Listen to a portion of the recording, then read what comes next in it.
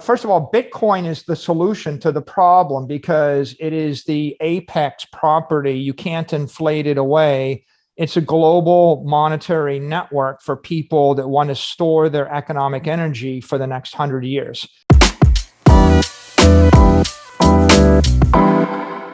The most important idea is that the money supply has been expanding about 6 to 7% a year for a decade from 2010 to 2020. And when the money supply expands 7% and the assets stay constant, then the price of the assets go up 7%.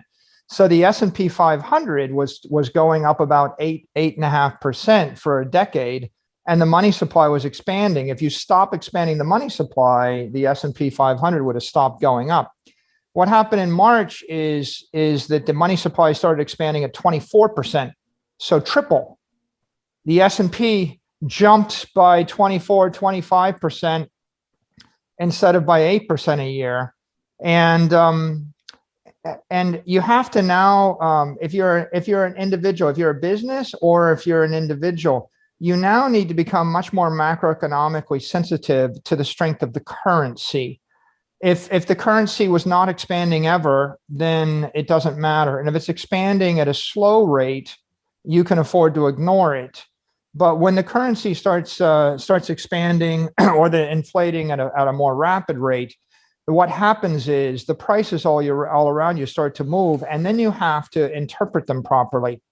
For example, you could say to yourself, well, there's no inflation, because I've read in the paper there's no inflation. But the papers say inflation is CPI, but CPI is just an arbitrary metric.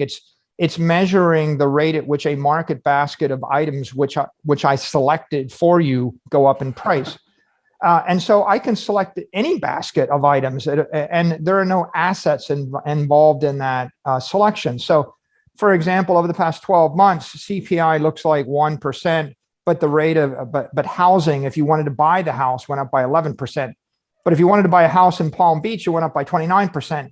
But if you wanted to buy shares of stock, they went up by 24%, and the NASDAQ went up by 50%, and Bitcoin went up by 400%. Okay, so is there inflation or not? Well, it depends on what you're tracking. So I think March was a big year. What happened in general was the money supply everywhere in the world started expanding at double to triple the normal rate. And that causes the currency to weaken in purchasing power against scarce assets. That is, assets that everybody wants to buy. So the reason that the stock market went up is not because you're a genius and you pick good stocks. It's because the same number of stocks exist today as a year ago, but there are 25% more dollars. So a very simple way to think of it is, if I have 10 buildings on or 10 houses on my city block, and if I double the amount of currency and everybody has to live in one of the 10 houses, the price of the house is probably going to double. And so what's happening here is that the currency is weakening, and it's manifesting itself differently in different assets and products and services. And if you think about this, if I increase the money supply by a factor of 10, the cost of watching streaming YouTube videos is not going up, right? Because it's very low variable cost. But if I increase the money supply by a factor of 10 and there are only 10 houses in your neighborhood, the cost of the house is probably going up. So what you have is immediate inflation in assets, because instantly, people get their stimulus check, they go buy stocks or they go buy Bitcoin, or they get some money, they buy that house they wanted. You have very slow inflation in consumer goods that are either, how do I go travel on vacation if it's not possible to travel on vacation? How do I go on a cruise if it's not possible to go on a cruise? So you didn't get the inflation in certain parts of the consumer economy. You got immediate inflation in assets. And so here's the big conclusion. In an environment where the money supply is expanding, if you don't have a large asset portfolio, then you can't you can't maintain purchasing power to buy the things you want in the future if those things are assets. And of course, they probably are. You probably want a nice house. You probably want want cool things that are scarce.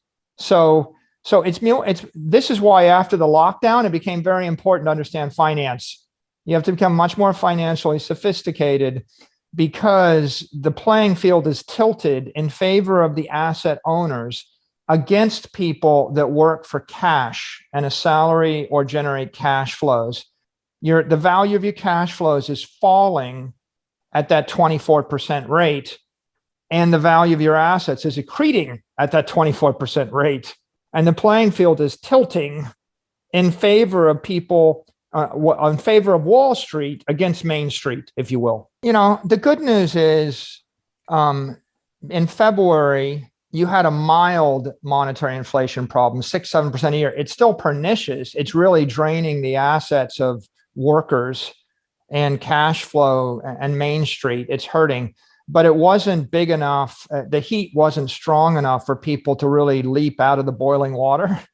We started boiling the water in March. And so we went from, I think one company said they had 20 institutional customers at the beginning of the year, and they went to 290 by the end of the year.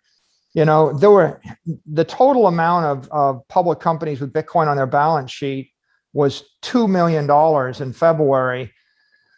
Then we did it, and then we bought 250 million and 500 million and then $1 billion and then 2 billion, and then Square did it and Tesla did it and all these other companies did it, and it became an issue. And then all the big investors started to notice there's a problem with conventional bonds and cash instruments. So Ray Dalio says cash is trash and bonds are negative yielding, and he's the largest hedge fund owner in the world.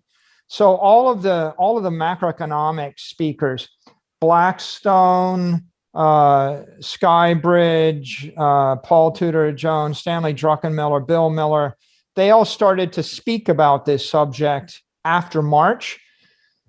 So we're now 1 year in, and by the way, this manifests itself as Bitcoin goes from 4,000 to 50,000. We're 1 year in, there's an avalanche of institutional interest. 1,000 institutions get in. They all have a voice. They all talk to each other. Just 2 days ago, Howard Marks said, I was wrong about Bitcoin. Now I understand why the world needs scarce assets in a monetary inflation environment. And he's well thought of. And now hundreds of other people running institutions with large pools of money start to notice.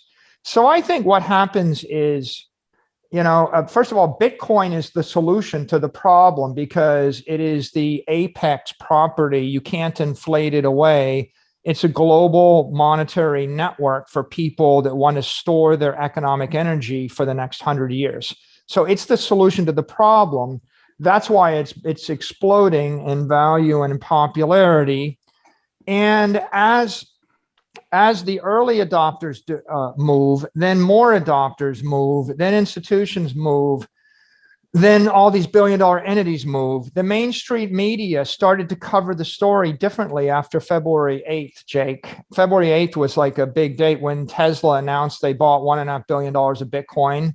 Now this started hitting in the New York Times, the Wall Street Journal. It started showing up in Fortune and Forbes and everywhere in the world. And people said, well, maybe there's something here. We got to pay attention to this. Now, generally, politicians and conservative large bureaucracies will be the last to embrace this, but it ripples, right? From the visionary entrepreneurs to the early adopters to the macroeconomic investors to other investors to, first the techno media, then the mainstream media, then sparks fly, a little bit of smoke, a little bit of controversy. Now you got to have an opinion, and it's going to be injected into consciousness. I think this is part of the healing process of a free market.